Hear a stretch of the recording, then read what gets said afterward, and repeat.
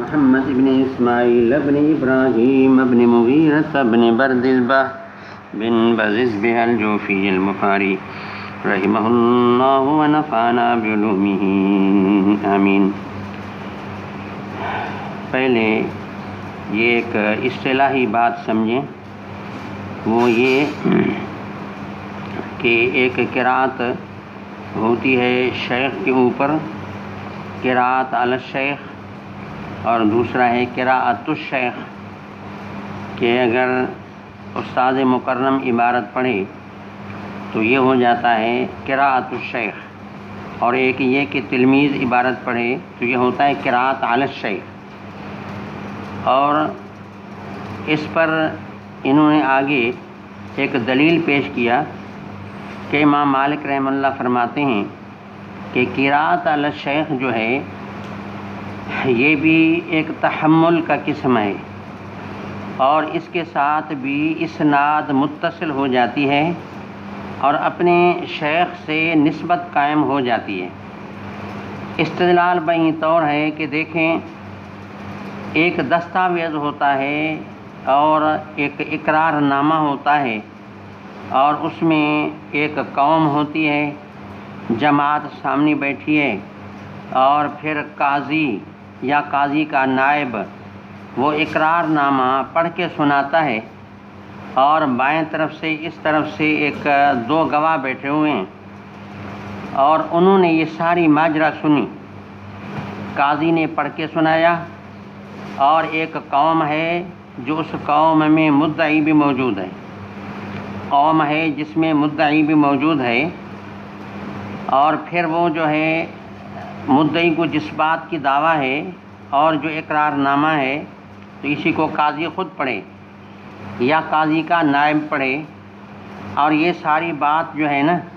مقصد یہ کہ گویا کہ قاضی یا نائب مدعی کے سامنے پڑھ رہا ہے۔ اب اس مثال میں آپ یہ گویا کہ سمجھیں کہ مدعی جس کے سامنے پڑھا گیا، قاضی نے پڑھا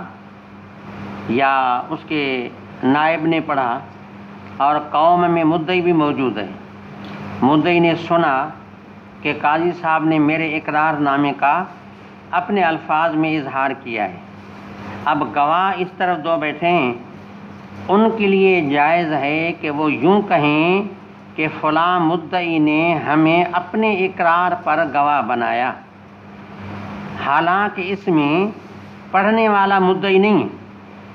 صرف یہ بات ہے کہ پڑھنے والا قاضی ہے یا قاضی کا نائب ہے، لیکن مدعی کے سامنے پڑھا اور گواہوں نے اس پڑھنے کو سنا، تو گواہ کہہ سکتے ہیں کہ اشہدنا المدعی،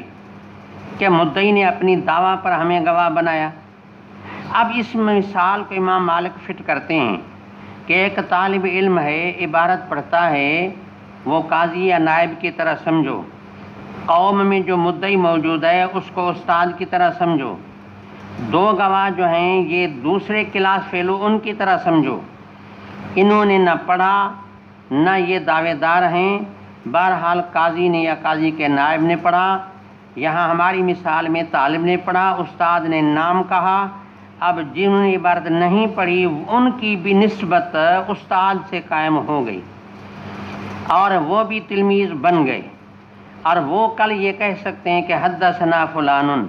یا اخبرنا فلان، یا یہ ہے کہ جو انبانا فلان، حالانکہ پڑھنے والا تو ایک تلمیذ ہے، قراءت علی الشیخ ہوئی ہے، باقی رفقا اس کو سن رہے ہیں۔ تو جس طریقے سے قاری کی نسبت قائم ہے، تحمل قاری کو حاصل ہوا،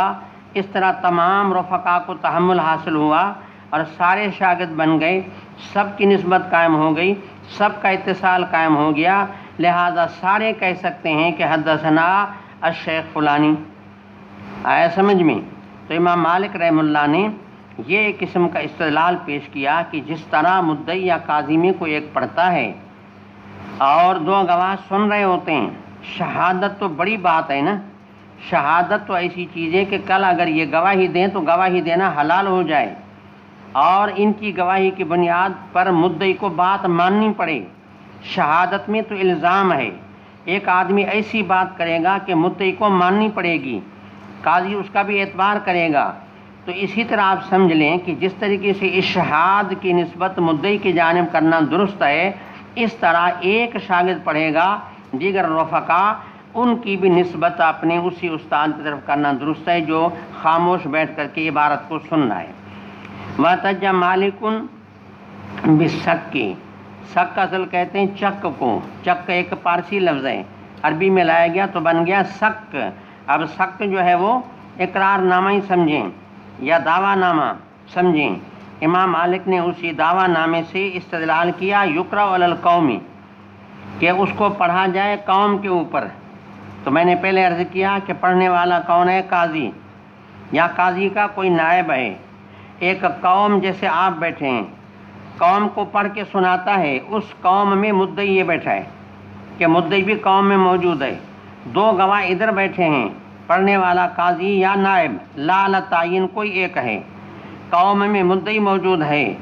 اور مدعی نے پڑھنے کے بعد کہا کہ ہاں بالکل ٹھیک ہے، قاضی صاحب نے جو پڑھا یہ میری بات ہے، یہ نام کہا، تو گواہ کہہ سکتے ہیں کہ اشہدنا المدعی، کہ مدعی نے ہمیں گواہ بنایا، حالانکہ مدعی نے پڑھ کر کے ان کو نہیں سنایا، نہ انہوں نے اسی دعویٰ نامے کو مدعی کے سامنے پڑھا۔ درمیان میں تیسری پارٹی ہے، وہ سمجھا کہ قاضی یا سرکاری وکیل ہے، وہ پڑھ رہا ہے اور یہ گواہ کہہ رہے ہیں کہ اشہدنا المدعی، کہ ہمیں مدعی نے گواہ بنایا۔ اب جس طرح اتنی بڑی ذمہ داری اس پر ڈالی جا سکتی ہے تو تحمل کی ذمہ داری بھی استاد پر ڈالی جا سکتی ہے۔ دیگر رفقا کہہ سکتے ہیں کہ جس طرح پڑھنے والے کی نسبت قائم ہو گئی، دیگر کی نسبت بھی قائم ہو گئی۔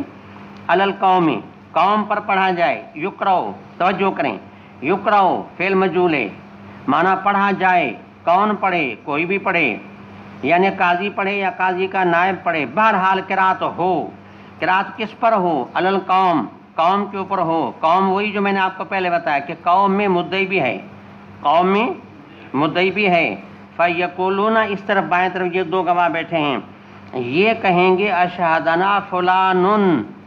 او یہ جو مدعی قوم میں موجود ہے اس نے اپنی بات دعوت نامے کے اوپر ہمیں گواہ بنایا، حالانکہ نہ انہوں نے پڑھا نہ مدعی نے پڑھ کے سنایا۔ اشہدنا فلان۔ ایک دوسرا مثال بھی دیا حضرت شیخ الہند حضرت گنگوئی رحمہ اللہ نے، ایک مثال دیا کہ ایک بے نامہ ہوتا ہے اور اس میں جو ہے ایک بائع ہوتا ہے دوسرا مشتری، پھر ان میں سے کوئی ایک یعنی وہ بے نامہ پڑھ کے سنائے، یعنی بے کریں، بے شرا کریں، لیکن نہ بائع پڑھے نہ